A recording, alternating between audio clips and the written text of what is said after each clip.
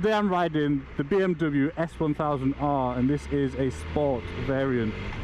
Don't know exactly what sport gives me, but it doesn't give me a crazy exhaust, and we don't do specs here, so let's just get straight into this little review. So in this review I'm going to talk about the exterior, the interior / the cockpit, the ergonomics, etc. Then we're going to do a photogenic test to see if the bike is as pretty on camera as it is in real life. Then I'm going to talk about the riding experience, and finally we're just going to talk about the bike and final kind of impressions really, and give it a vibe score. So let's just get into it. I waffle way too much. So the exterior of this bike is pretty gorgeous, to be fair. The lights are incredible on it. They give like a really mean, aggressive look. The lines on this bike and like the exposed engine, which obviously I know most motorbikes are, but I don't know, somehow they've just managed to make it look just super aggressive. If someone said I'm going to put snot green on a bike, I'd be like, ugh, no. That with the blue, the bike just looks, well, I just love it. It just looks amazing.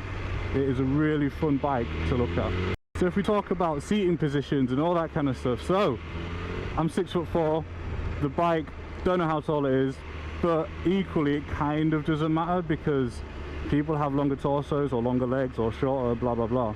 However, for a 6'4" person with, I think, kind of well proportioned body, I would say it's pretty reasonable. I mean, my knees are a little bit high, but it's not uncomfortable. I'm not leant over forward, I'm not breaking my back.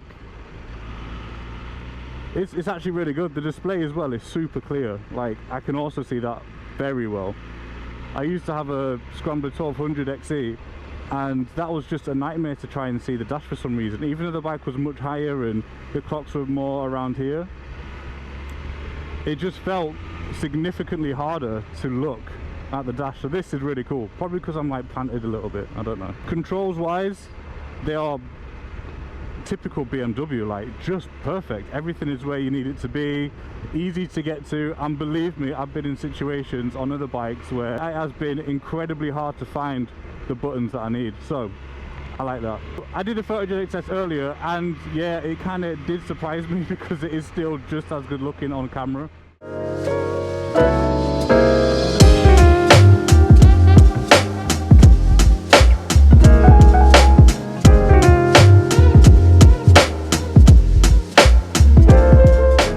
The riding experience on this is, I hate to use like such a silly word like joyful. It's really easy to ride as well. I've had zero problems with the weight, zero problems with the height obviously, and it just handles beautifully. The acceleration is great, the braking, the stopping power on these brakes are phenomenal.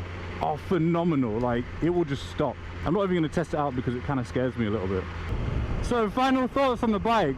Like, oh my god, it is an amazing bike.